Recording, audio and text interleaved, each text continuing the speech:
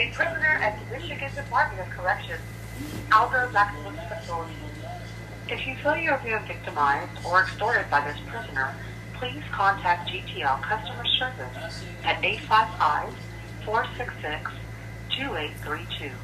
To accept this call, press 0. To refuse this call, hang up or press 1. To prevent your current balance is $3.86. This call is from a correction facility and is subject to monitoring and recording. Thank you for using GTL. Hey, what's going on, bro? What up? How you doing, man? You alright? Yeah, you alright, bro? Yeah, I'm peace, bro. You ready to do this thing? Yeah, man, go ahead. You said yesterday you wanted to talk about having body cams on the correction officers and stuff. I thought that was a good idea. Word. So, my whole thoughts about that is like when I look at the world and when I look at the way we're segregated in it. When I say segregated, I'm not talking about in races. I'm talking about in classes. The class system of how we're dealt with, from rich to poor, from black to from old to young, from black to white. It seems like the people in power, the people that call themselves calling shots, they take and they utilize the ignorance of our people. You know what I'm saying? And it might have a lot to do with it because I'm godlike.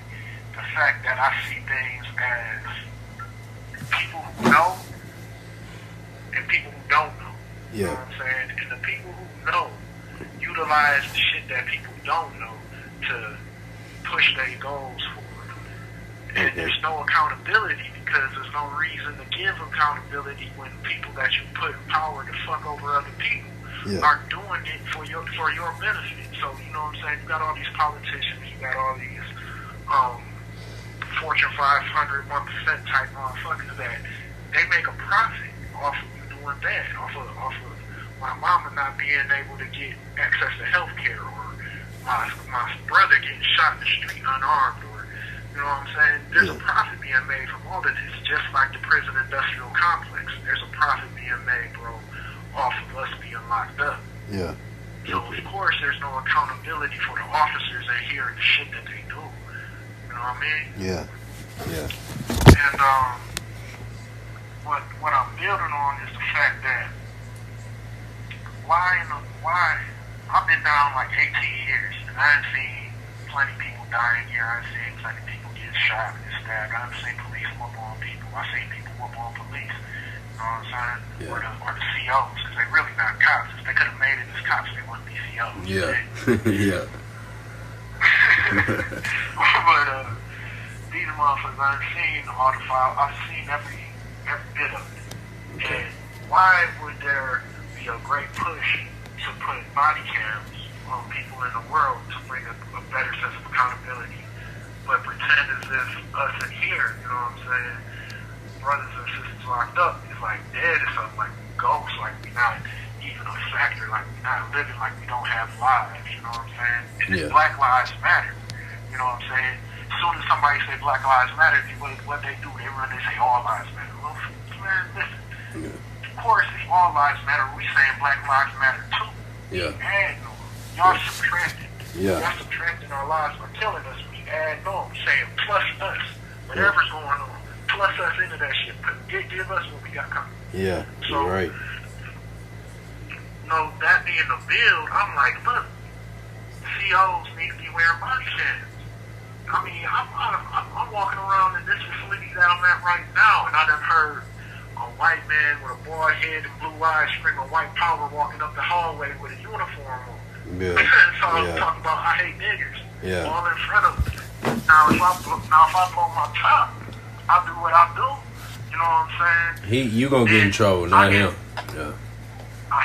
Word is bond. I'm gonna be the one that's in the Dutch doing more time, more prison. They give us a restitution. I'm paying motherfucking his hospital bills, and at the same time he gonna get time off plus some money His union gonna back him. There's gonna be no investigation, and ain't nobody gonna believe me when I say he called me a nigga to my face, and then he put a knife on me. Because the same officer is the same officer that puts knives on people and gets people new things. Yeah. There's two of us in the hole right now off that. So I'm saying accountability has to go all the way across the board. And if y'all give a fuck about the lives out there in the world, give a fuck about our lives too. Yeah, you know because it's more than the prison industrial complex. It's bigger than just getting back in court. There's people that's never gonna go home. Yeah, and it's people in there that, you know, just made a mistake. You know, most people in there ain't criminals for real. You know, most people just want to go home, and you know, you shouldn't treat them less of a human just because they made a mistake. You know, everybody make mistakes. They was just big enough to land them in prison. You know. If it's supposed to be about rehabilitation, yeah. Rehabilitate yourself if you're not given a fair shot. Yeah. If it's supposed to be about, you know, grace, how can you be shown grace when somebody got their knee on your neck? Yeah. Figuratively and literally. Yeah. You know what I'm saying? Yeah. So that was my seat. That's my seat on that. You know what I'm saying? I think there should be a drive for people to force the MDLC or any DLC to stop wearing body cams. Yeah. Because that would eliminate a lot of the he say, she say. And when it comes down to it, they don't never say it has any credibility. Yeah. There's a lot of stuff going on. But when you report it, they don't listen to you because you're just an inmate. You don't get no credibility. Yeah. Oh, man. Yeah, man, I understand that. That's definitely a good idea. Hopefully we get that idea in the hands of somebody that can make it happen. For sure, though. It's nice to see. Yeah. If I make it home, you know what I'm saying, I'll push my program my way. Yeah. And try to bring some light to it. But that's something I've been thinking about for a long time. Yeah. Yeah, look, it ain't like it's not gonna be something we all gonna like. Because a lot of people don't want to see what they're doing in the dark come to light. Yeah. A lot of stuff that people don't want to see is gonna come to light. But at the same time, I think it's better overall in the long term. Yeah, for sure. All right, man. Dang, what you I remember you telling me you got a comic book. You Word. tell me about that. Word is fun, yeah. So since I've been in here, I done created a comic book. Really, it was a comic. It started off as a comic strip, like a Sunday morning serial type comic strip. Yeah. Because I was really influenced by the Boondocks. I was influenced by things like, you know what I'm saying, Crookville and stuff like that. Yeah. Different comics I was reading. Yeah. You know, and I created this comic while I was in the hole in level 5. I created a comic called My Monkey Bunky. Mm-hmm. And My Monkey Bunky is about the prison life period. I satire like all of the little things we go through in here.